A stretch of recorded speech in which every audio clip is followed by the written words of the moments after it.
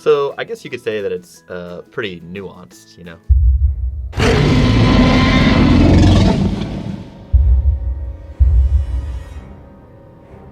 What the heck?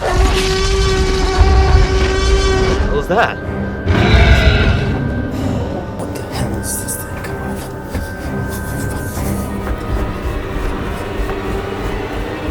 Holy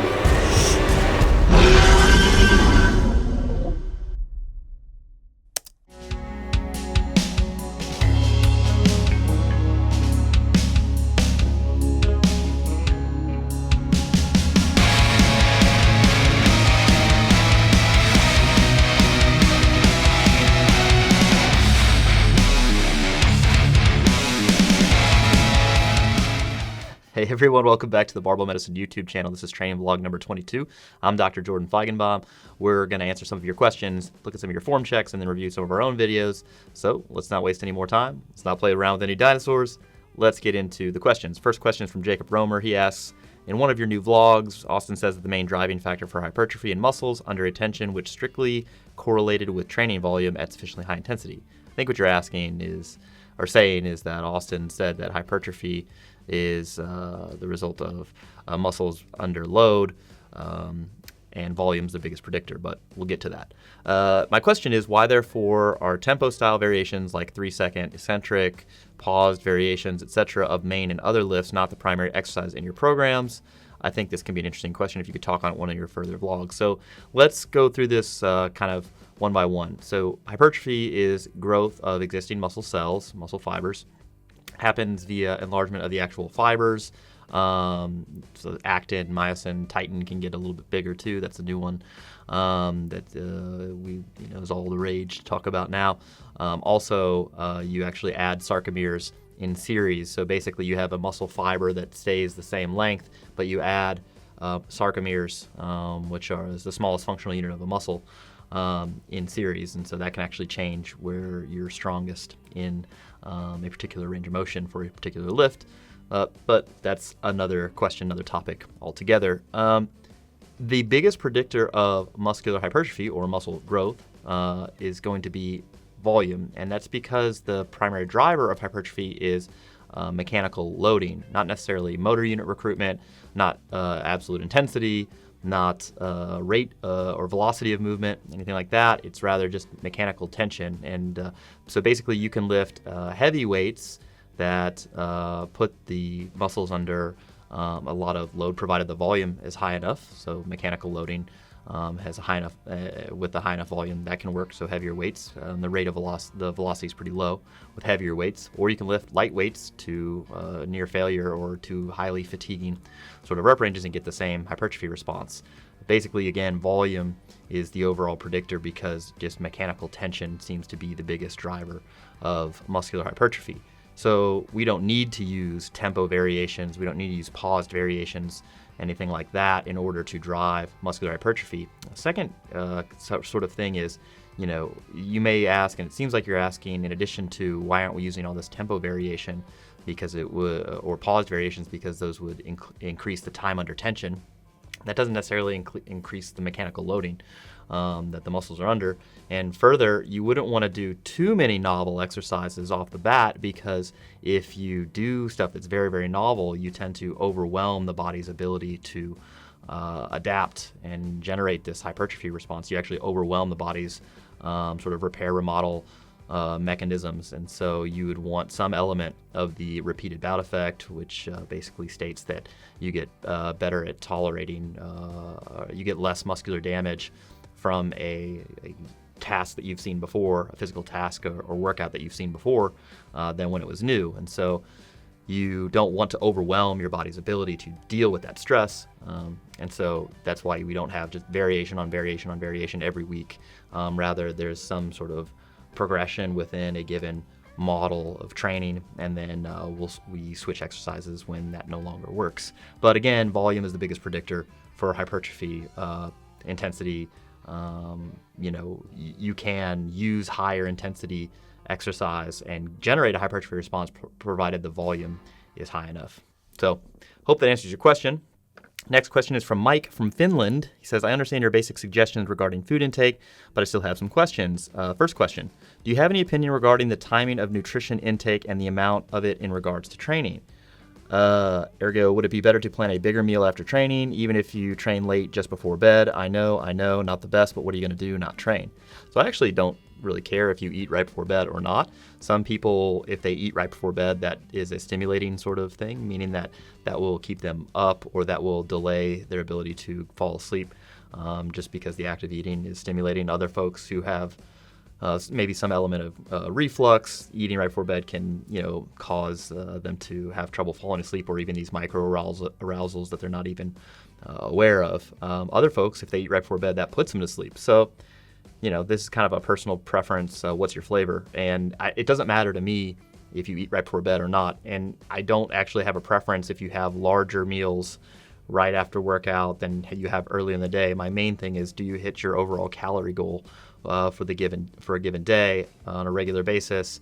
And however you want to split that up is fine with me. If you want to have 3 meals a day, 4 meals a day, 5 meals a day, that's fine. I just think there should be about 3 to 5 hours between meals, and I think you should pick some number of meals that's likely to boost your compliance the most. The second question, do you see any point in planning the meals so that you eat more carbs pre and post training and more fats later? Or would your suggestion be to spread everything out evenly throughout the day? I don't really care, to be honest. I don't care. Again, calories, my number one priority, then protein intake, fiber intake, and then we get farther down the line. I think that most of the diets I see people will be very successful on in resistance training and strength sports tend to be higher carbohydrate, a little bit lower fat. Not necessarily really low fat, but lower fat than like a low carb diet, just in general, or low carb high fat diet, not just a low carb diet. But so with that in mind, I think that when you're having high carbohydrate meals with a good amount of protein, which I would split up evenly, the protein I would. I think that you can kind of save the fat for other meals for satiety. Basically, you get to add a little some extra calories to the meals from fat that you've kind of partitioned away from the peri-workout meals, which I do think you can get a little bit of benefit if they're higher carbohydrates. Good for fueling. Tend to be pretty mild from a digestion requirement standpoint. Some people, if they have a bunch of fat pre-workout, that doesn't sit well with them. But by the same token, some people have that issue with carbohydrates. So it's more of a personal preference thing, and I don't know if I feel strongly either way, other than my default initial recommendation is to have most of your carbohydrates, maybe like 60% split between your pre and post-workout meals, which again are 3 to 5 hours apart, and those meals would be a little bit lower in fat than your other meals. But I can't say for sure that actually gives you a huge return on investment. That's just kind of how I advise people to start initially and then tweak from there based on personal response, personal preference. Okay, last question, Joel Davis. You have mentioned dealing with labral tears in your hip in the past. How do you suggest rehabbing training when dealing with the tear, and how do you prevent it from occurring again? I believe mine occurred during the squat. It may have occurred during the squat, or you may have had it for a long, long time. My personal history of it, which is not terribly important, but people want to know maybe. I actually had some left hip pain that started when I moved to Los Angeles. I was squatting outdoors at this gym that was on a slant, and for whatever reason, I had this left hip pain that just wouldn't go away, and I finally broke down and got an MRI because I was in the hospital, on rotations, and I kind of, weaseled my way into MRI, and actually I ended up having bilaterally torn hip labrums, so both sides, and the radiologist was pretty sure that these were happened a long time ago. And so and speaking with some other professionals who were in my social circle, thankfully, they were like, surgery is not something that works terribly well all the time. And in fact, if you can just do activity modification and get the symptoms to resolve, then you may just be fine. So, there are a lot of people going out who are out there with torn labrums and who are just fine. And so it's not necessarily that you want to prevent the labrums being torn. You don't necessarily want to prevent that from happening again because they're already torn. You want to prevent the pain from coming back. That's what you're really talking about. So my gestalt is that changing your foot position, like width, toe angle, potentially where the bar is placed, low bar to high bar, or even front squat or a safety squat bar, and then altering your training frequency of the squat if that's where you're symptomatic. Those things can kind of help you resolve the pain, and a lot of the pain has to do with like fear avoidance sort of type of mechanisms where you think that you're going to have pain at the bottom of the squat, and so that manifests, or you expect to have pain, or you expect to be super sore after a particular workout because of this pathology. So my initial recommendation would be if you haven't been diagnosed formally by a trained professional, you might want to do that. And then I would not advise you specifically if you do in fact have a pathology, because you should be seeing health professionals and they should be helping you make that decision. But general recommendation for folks who I'm not specifically advising would be to alter your squat stance. So you can go narrower, wider, more or less toe angle, change the bar position from low bar to high bar, or vice versa. See if you can find a variation, a way you can squat that's relatively pain-free. Decrease the frequency, of squatting maybe down to once a week. That's what I did. And then I did a leg press and a belt squat. Those are my 3 big squatting type movements that I was doing per week, and I did that for about 6 weeks, and that resolved. So those are all things you can do. You may want to hook up with a good PT or someone up on pain science. We have Michael Ray and Derek Miles. Both of those guys are helping people out with that, so you can send us an email. But I wouldn't worry about it too much. The more you're hypervigilant and worried about it, the worse it's going to be, the longer it's going to take to resolve. So, all right, so let's get into these training videos. This first video is from David Dakina. This is 300 pounds for a set of 4.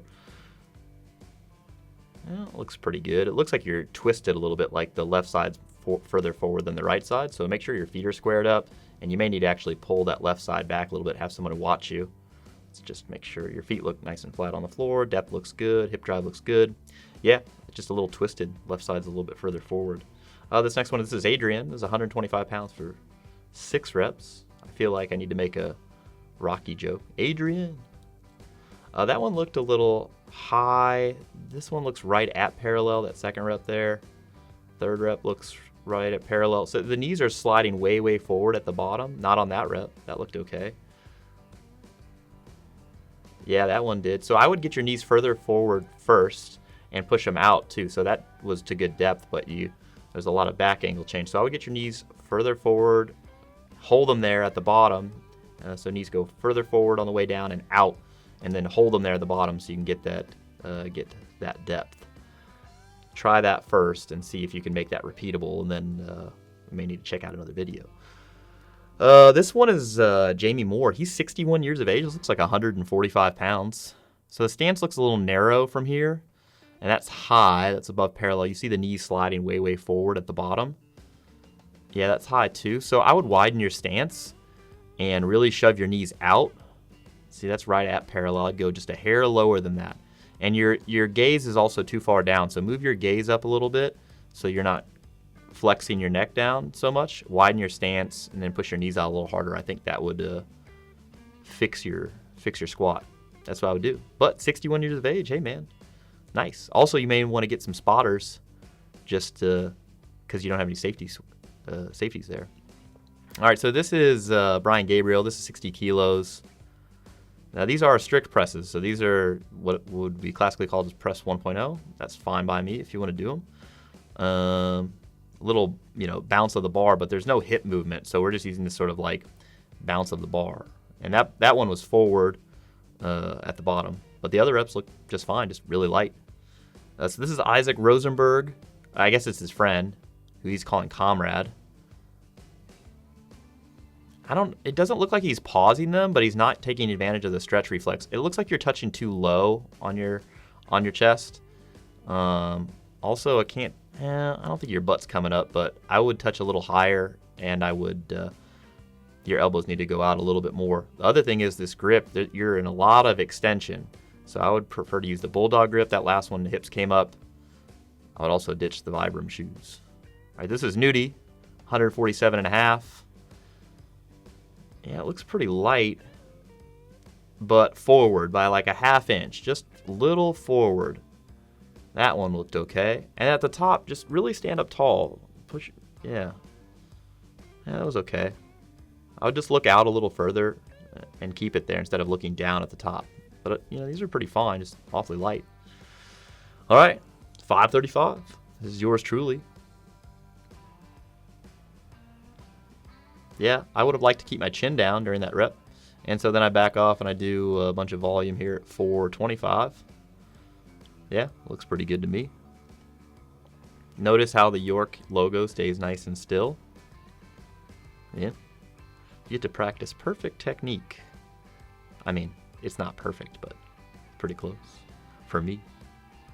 Heels came up a little bit on that one. Let's see if I can fix it on this last rep. Yep, not really. Yeah, I just need to get my big old butt back a little further. What is this, 410? 410 pounds. Nice Exodus strength t-shirt also. I think you guys get a clip of that as I sit up after this. This is my top single. Yeah, that pause was trash.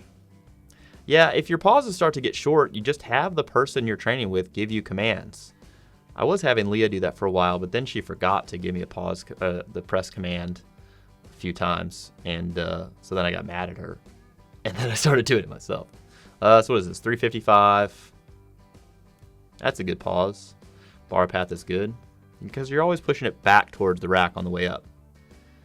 That one, I had this little stutter bounce. That one was okay. Yeah, so I did a bunch of sets of 4 there, 6 sets of 4. All right, so this is 695.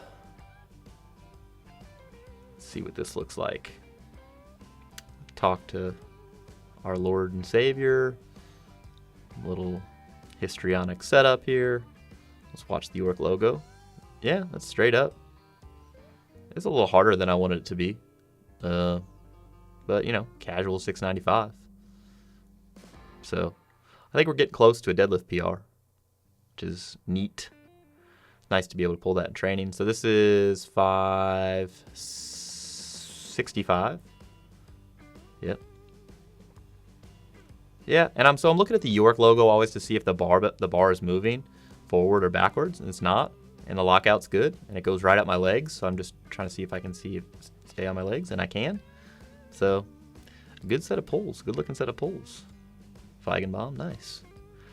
Maybe next time I'll frame my whole body up. So this is Baraki. This looks like 640. RPE 0. Looks like his deadlift's back on track. We came up with a plan for his programming for Raw Nationals. And looks like he's executing. Wish he would gain some weight. This is 600 for 4. I think, let's call this the Baraki angle. So you can really, really examine how far he is on the Baraki exertion scale. Like by the amount of proptosis. Yeah, so that looked pretty easy.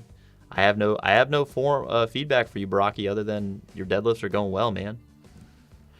So I do use the slingshot bench for one of my overloads when I do periods of overload. So this is 440. The thing is, it's basically like you're trying to use a bench shirt, right? So you want to really load the thing, so you're going to tuck your elbows a little bit more. The problem there was I did not push the bar back fast enough. That was why there was a little, decrease in bar speed. But here's 405. I do this for triples. That one I could have pushed back a little bit more. That one was good. That one was good too. Yeah, so just that second rep I could have pushed back a little bit more. And that's it. Hey, this is training vlog number 22. This is one of our shorter ones, but hope you guys enjoyed. Catch you guys next time. And thanks for watching. Make sure you hit subscribe for all the to get all the latest updates. If you want to submit your own videos or your own questions, media at Barbell Medicine, that's where you're going to send them. We got a description in the link below, or a link below in the description. You guys know the deal. Anyway, I'm out for now. See you guys next time.